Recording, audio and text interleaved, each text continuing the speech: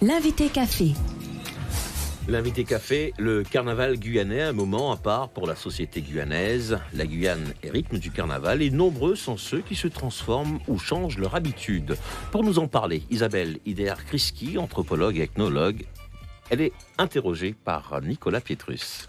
Isabelle Idéar-Kriski, bonjour. Bonjour. Alors vous êtes anthropologue, sociale et ethnologue, maîtresse de conférences à l'Université de Guyane, spécialiste des questions d'identité, immigration et discrimination. Alors, maintenant, on va s'intéresser ce matin au carnaval. Alors, est-ce qu'il existe une identité exclusive du carnaval guyanais ?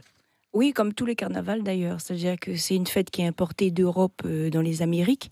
Et ensuite, on voit bien que les carnavals ne se ressemblent pas lorsqu'on sillonne la Caraïbe ou l'Amérique du Sud. Mais il y a un point commun.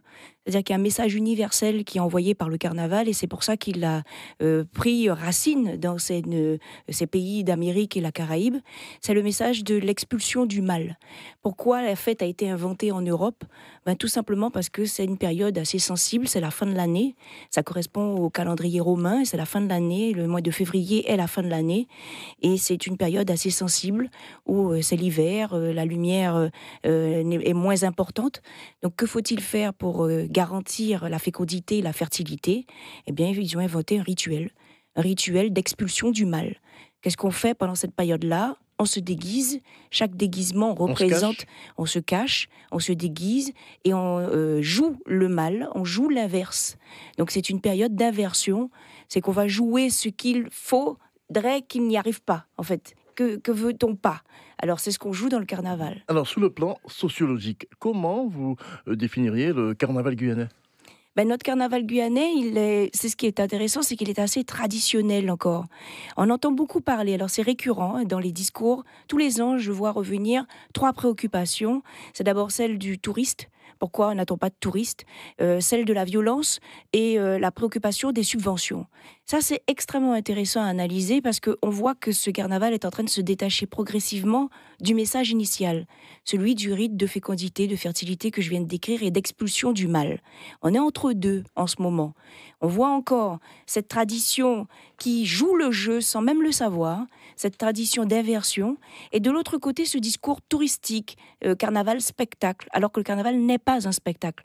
En fait, on n'a pas besoin de spectateurs puisque le spectateur est aussi acteur dans les carnavals traditionnels.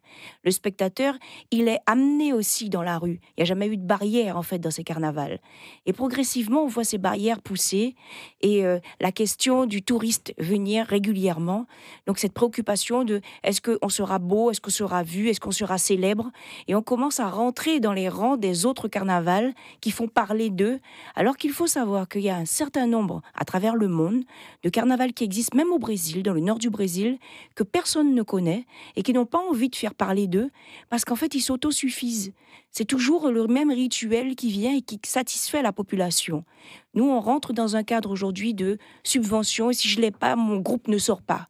Alors là, il faut s'interroger, c'est-à-dire voir maintenant l'orientation qu'on va donner à ce carnaval. Une question d'une spécialiste du carnaval, Véronique Betz.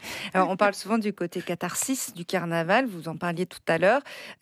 Et cette année, il y a une petite polémique au début du carnaval sur les chansons licencieuses qu'on avait soi-disant plus le droit de chanter, sur les déguisements politiques qu'on pouvait plus mettre. Bon, ça s'est un peu calmé depuis, mais est-ce que là, justement, on n'est pas en complète opposition avec la nature même d'un carnaval ? Est-ce qu'on n'est pas en train de brider la fonction même de ce carnaval? Oui, c'est ça, on rentre dans cette préoccupation du touriste, que va-t-il penser de nous?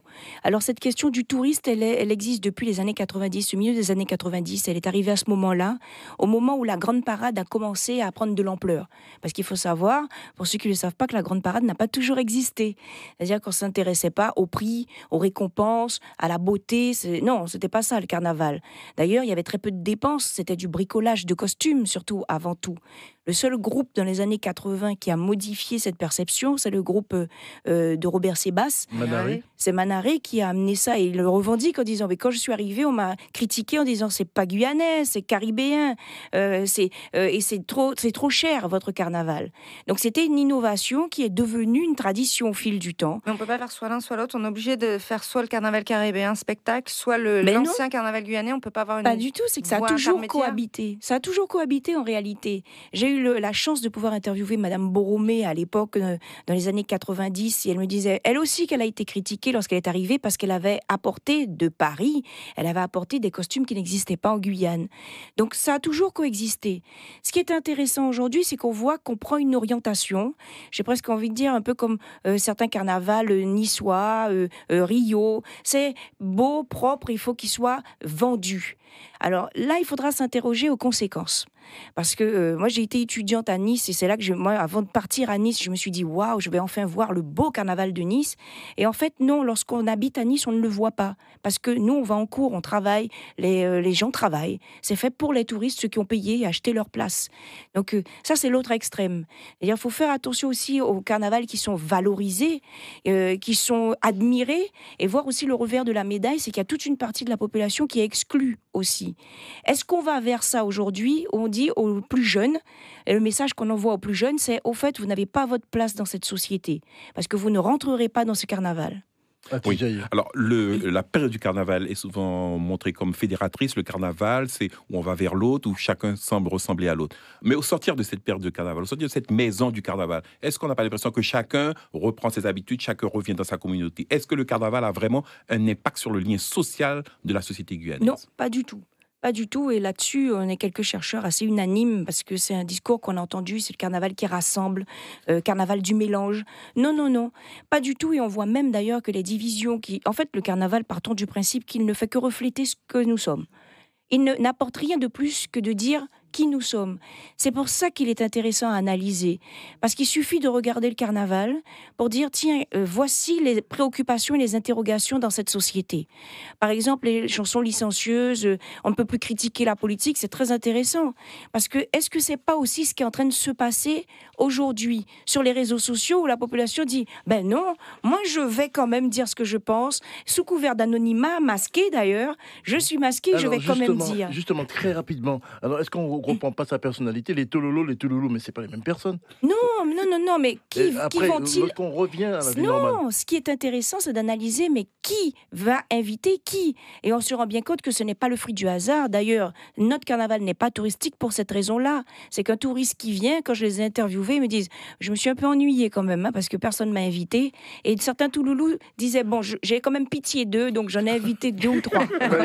Merci beaucoup. Merci d'avoir été notre invité. Alors, il manque encore un samedi. Alors, les touloulous, invitez les touristes. Merci d'avoir été avec nous. L'invité café.